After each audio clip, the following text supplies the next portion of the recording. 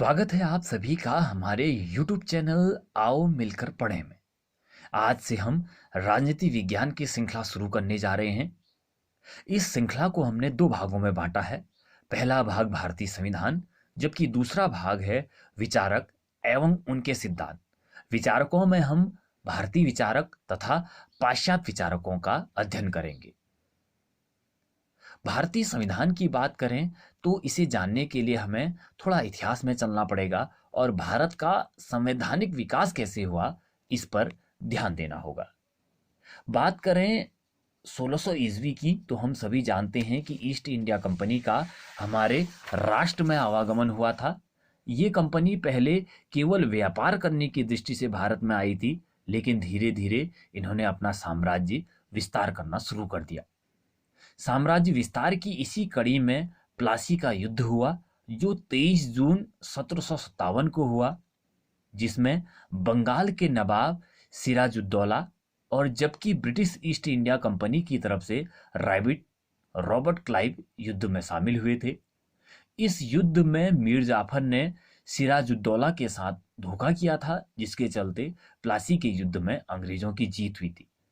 लेकिन यहाँ पर यह बात ध्यान देने योग्य है कि वैधानिक रूप से पश्चिम बंगाल पर अभी अंग्रेजों का अधिकार नहीं हुआ, क्योंकि उनके द्वारा मीर जाफर को ही राजा के रूप में या नवाब के रूप में सत्ता में बैठाया गया। इसके बाद 22 अक्टूबर 1764 को हुआ बक्सर का युद्ध। बक्सर का युद्ध बंगाल के नवाब मीर कासिम, अवध के नवाब सिजाउद्दौला और मुगल शासक शाह आलम द्वितीय के एक यूनियन के साथ हुआ था। इसमें युद्ध में अंग्रेजों का प्रतिनिधित्व कर रहे थे हेक्टर मुनरो। इस युद्ध में भी हालांकि अंग्रेजों की ही जीत हुई और वास्तविक तौर पर पश्चिम बंगाल पर अंग्रेजों का अधिकार हो गया और इसी के साथ बंगाल पर द्वैध शासन भी आरंभ हो गया। इसी कड़ी में 1773 में लिखित कानून बनाने शुरू किए गए। 1773 से राजस्व प्राप्त करने का अधिकार भी अंग्रेजों को प्राप्त हो गया था, इलाहाबाद की संधि में, जो 1765 ईस्वी में हुई थी। इसी के साथ कानून बनाएगा ब्रिटिश संसद में और लागू करेगी ईस्ट इंडिया कंपनी। इसी शर्त पर हमारे यहाँ कंपनी का शासन आरंभ हो गया।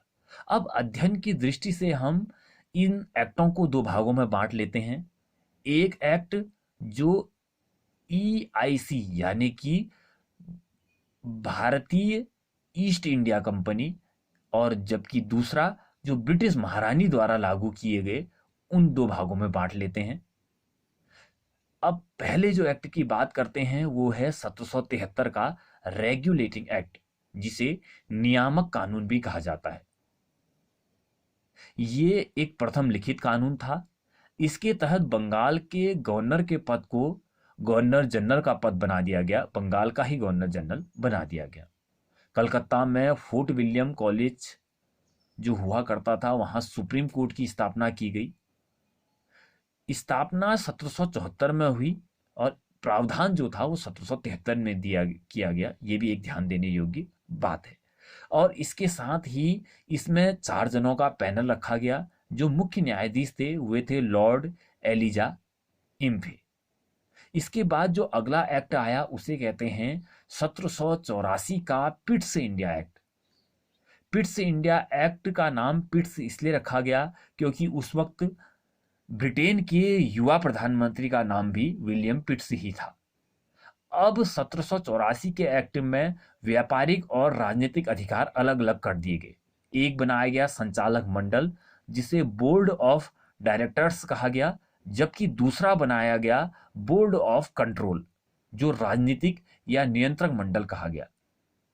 आपको ये भी बताएं कि जब ईस्ट इंडिया कंपनी आई थी तो वो 24 बोर्ड ऑफ डायरेक्टर्स के साथ शासन करने के लिए आई थी। यानी कि जब ईस्ट ETC बनी EIC तो 1599 में तो उसमें 24 बोर्ड ऑफ डायरेक्टर्स रहे थे। इसके बाद जो अगला अधिनियम आया वो आया 1813 का चार्टर एक्ट। इसमें ईसाई धर्म की मिशनरीज को धर्म प्रचार करने की अनुमति दे दी गई। ईस्ट इंडिया कंपनी का एकाधिकार समाप्त कर दिया गया। ईसाई धर्म की मिशनरीज को धर्म प्रचार की अनुमति और ईस्ट इंडिया कंपनी का एकाधिकार समाप्त कर दिया गया। अर्थात एकाधिकार समाप्त करने का अर्थ ये है कि अब कोई भी निजी व्यक्ति भारत में व्यापार कर सकता था, केवल कंपनी का ही अधिकार नहीं रहा। तथा साथ ही साथ ये भी निर्धारित किया गया कि 20 साल बाद इसकी दोबारा समीक्षा की जाएगी।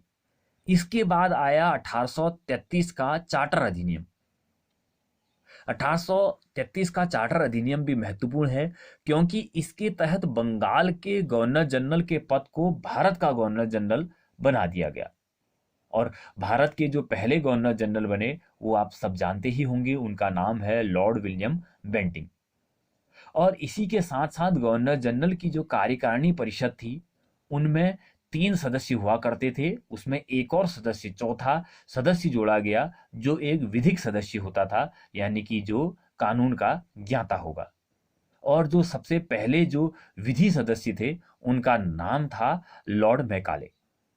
और इसके साथ ही साथ इस अधिनियम में एक और कार्य किया गया, भारतीयों को प्रशासन में शामिल होने का अधिकार दे दिया गया। तो ये तो थे वे अधिकार जो ईस्ट इंडिया कंपनी या वे एक्ट जो ईस्ट इंडिया कंपनी द्वारा लागू किए गए। महारानी के पास जब शासन गया उसके बाद कौन कौन से एक्ट लागू किए गए, इन सब का अध्ययन हम अगले वीडियो में करेंगे। इस वीडियो को समाप्त करने से पहले हम आपको एक ट्रिक के द्वारा भारतीय गवर्नर जनरल को याद करने का तरीका बताते हैं। आपको याद करना है, रॉबर्ट है विलियम की मौसी। रॉबर्ट से बनता है रॉबर्ट क्लाइव जो पहले बंगाल के गवर्नर थे। है से है वॉरेन हेस्टिंग्स जो बंगाल के गवर्नर जनरल बने। जबकि विलियम शब्द का अर्थ है, या विलियम की जो ट्रिक है वो है भारत के गवर्नर जनरल जिनका नाम था लॉर्ड विलियम बेंटिंग। की का अर्थ है भारत के वायसरॉय जो बने लॉर्ड कैनिंग। और इसमें जो मौसी है, मौसी में मौ शब्द का अर्थ है स्वतंत्र भारत का गवर्नर जनरल जो लॉर्ड माउंटबेटन बने थे। और जो सी है वो स्वतंत्र भारत के प्रथम भारतीय गवर्नर जनरल जिनका नाम था सी राजगोपालाचारी। आज यहीं तक, अगले वीडियो में आगे का अध्ययन करेंगे।